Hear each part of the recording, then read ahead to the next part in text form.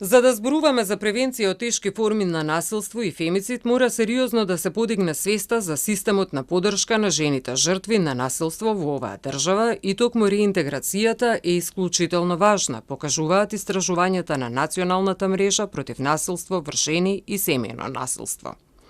Во овој дел се вклучени домување, вработување, финансиска помош, психолошка помош и образование со што жената ќе стане економски независна. Насилството врз жените не можеме да го спречиме доколку не се предвидат финансиски средства за сервисите кои им се најнеопходни на жртвите, вели Демушевска. Програмата за реинтеграција постои, не е целосна како што треба да биде, но програма како документ е многу лесно да се ревидира и да се изработи. Она што е потешко да се направи е да убедиме владата дека мора да одвои пари за ова, ако навистина сакаме да зборуваме за нулта толеранција врз насилство или ако сакаме да зборуваме за превенција. Она што постои сега во моментот е еднократна парична помош, ќе ставам акцент на еднократна, во износ од 15.000 денари. И таа не зависи од примањата и финансиската состојба на жртвата, но тоа е единствено нешто што жртвите во овој момент може да добијат како помош од државата.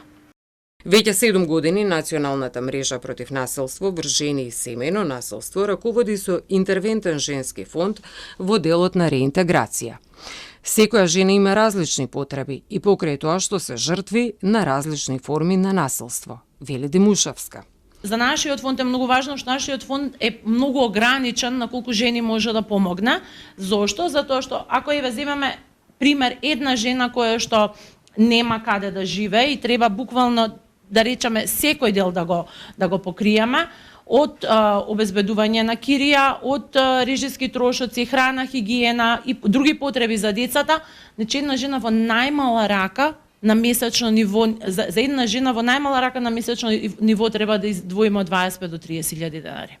Во 2024 година се случија 4 фемициди и сите сторители беа партнери, без оглед дали станува збор за актуелни или поранешни партнери.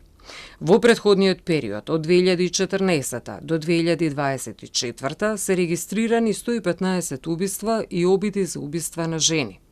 Во моментов, Националната мрежа се залага за тоа да прават увиди во судските предмети на правосилно завршените пресуди, за да се востанови колку од нив се фемициди.